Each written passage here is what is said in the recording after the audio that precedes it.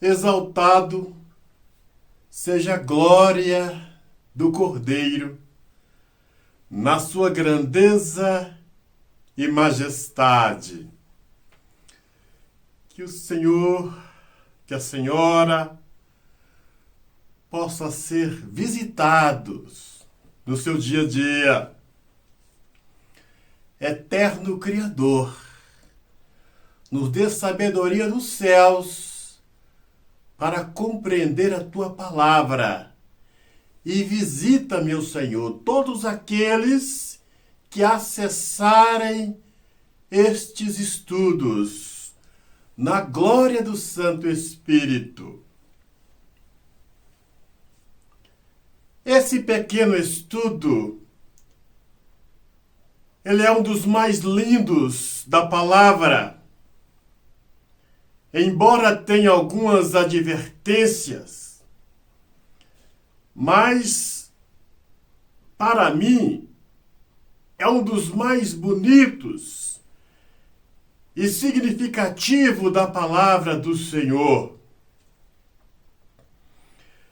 No livro de Mateus 24, no versículo 14, ali o Senhor, o Cristo, nos fala que este evangelho será pregado a todo mundo para testemunho de todas as nações.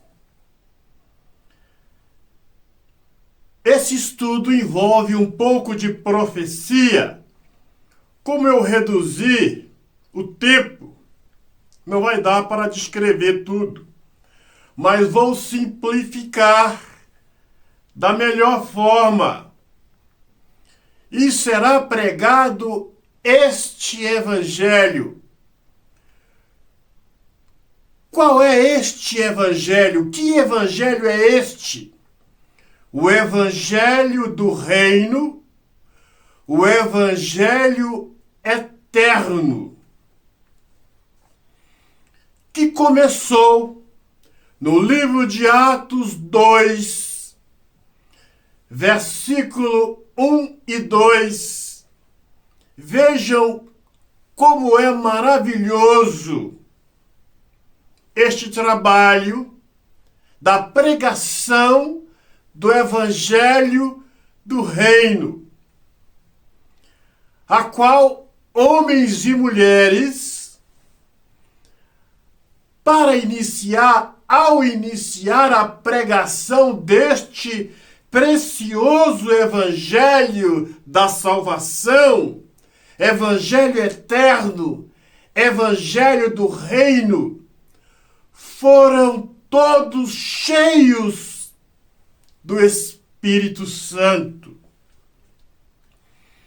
E este Evangelho do Reino, Evangelho eterno, que o Senhor falou, ele já foi proclamado a toda criatura que havia embaixo do sol. No livro de Colossenses 1, no versos 23, encontramos esta confirmação. Vejam como é maravilhoso. No livro de Apocalipse 14, no versículo 6, onde a palavra fala: vi outro anjo voando pelo meio do céu e tinha o evangelho eterno para pregar a todos que assentam sobre a terra. Vejam que trabalho maravilhoso a pregação do evangelho eterno. Porque ali no livro de Apocalipse 14, 6, aqueles que proclamaram a pregação do Evangelho eterno foram comparados a anjos do Altíssimo. Então vejam, que grande importância temos de proclamar o Evangelho eterno, o Evangelho do Reino. Não este Evangelho cheio de heresias, cheio de falsas interpretações que estão sendo pregado hoje. Este Evangelho do Reino, Evangelho eterno, foi proclamado a todos no primeiro século, porque o anjo não diria, Apocalipse 14, versos 8, caiu a grande Babilônia, sem que todos os moradores da terra fossem conscientizados a respeito da verdadeira adoração do nosso Criador. Vejam que, quando este anjo disse, caiu a grande Babilônia, cerca de 1900 anos, até a data vigente, Babilônia é caída. Esse grande número de igrejas que fazem parte desta grande Babilônia, desta grande confusão, é caída, é apostatada. E nós sabemos que existem muitos falsos profetas fazendo parte desta grande Babilônia, desta grande apostasia. Citarei os nomes de alguns deles, só como exemplo, porque não daria para citar todos. Dentre estes falsos profetas, podemos dizer Silas Malafaia, Edir Macedo, R.R. Soares, Valdemiro Santiago, Samuel Agenor Duque, Leandro Quadros, da Igreja Adventista, com seus pastores. E vejam que em pleno século 20 e 21, a Igreja Adventista, os falsos profetas, que fazem parte da grande Babilônia, da Igreja Adventista, ainda insiste a pregar, a anunciar o Evangelho de uma mulher. Nem o mais incauto, nem aqueles que não estudam a palavra, que não têm a direção do Espírito Santo, seria capaz de crer, de aceitar uma mulher como dirigente, como profeta de uma igreja. Isto tem acontecido na Igreja Adventista do Sétimo Dia. Porque os homens e mulheres não compreendem, são confundidos por estes falsos profetas. Primeiro, eles misturam a verdade com a mentira, a verdade com o erro.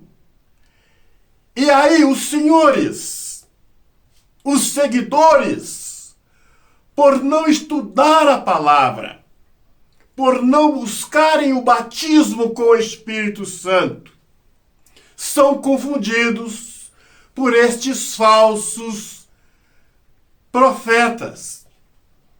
Vejam que dentro da igreja, das igrejas, os homens e as mulheres investem aquilo que tem e o que não tem em uma união matrimonial, em um casamento, em um milagre, em uma cura, mas esquecem de fazer o maior investimento para receber o batismo com o Espírito Santo. Não gastam tempos em estudarem a palavra, pedindo a orientação do Espírito Santo para compreender as heresias pregadas por estes falsos pastores. A cada dia que passa, estes falsos profetas estão sendo encantilhados, apertados, porque a verdade está vindo à tona. Todas as vezes que os senhores ouvirem um estudo da internet, um pastor defendendo a cobrança de dízimo dentro da igreja, este é uma das características dos falsos profetas. O Senhor, o Cristo, pagou um alto preço para nos comprar para Ele e nos deu gratuitamente a salvação.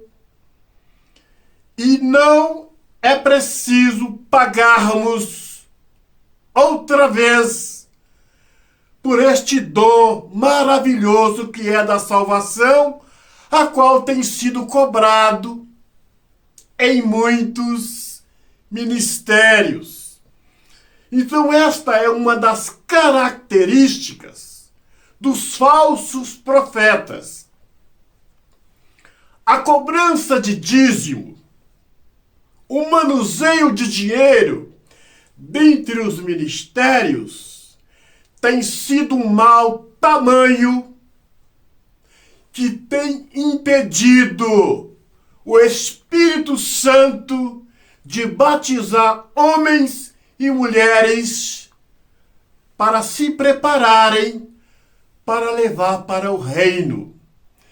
Se não houvesse cobrança ilegal de dízimo dentro dos ministérios, os falsos profetas passariam longe do mesmo e a pregação do Evangelho eterno seria pregada com tão grande velocidade a qual foi pregado no primeiro século. E vejam a desculpa desses falsos profetas. O Evangelho do Reino, o Evangelho eterno, foi pregado em tão pouco tempo porque homens e mulheres foram cheios do Espírito Santo e assim a pregação do Evangelho, toda criatura se conscientizaram ao ouvirem a pregação do Evangelho do Reino, do Evangelho eterno. Que o Senhor, que a Senhora possa ser abençoado, visitado para compreender estas verdades. Eterno Criador, na sua glória e majestade. Visita este homem, esta mulher, que eles possam compreender estas verdades e colocar em prática em vossas vidas diárias. Eu repreendo todo espírito de falsas doutrinas e digo: amarrado, repreendido, Satanás, na autoridade que é na glória do Cordeiro. Participam da água comigo? Senhor, abençoe esta água, põe na mesma as tuas virtudes, o teu poder. Quem dela participar receberá bênçãos, vida e vida em abundância, para a glória do Espírito.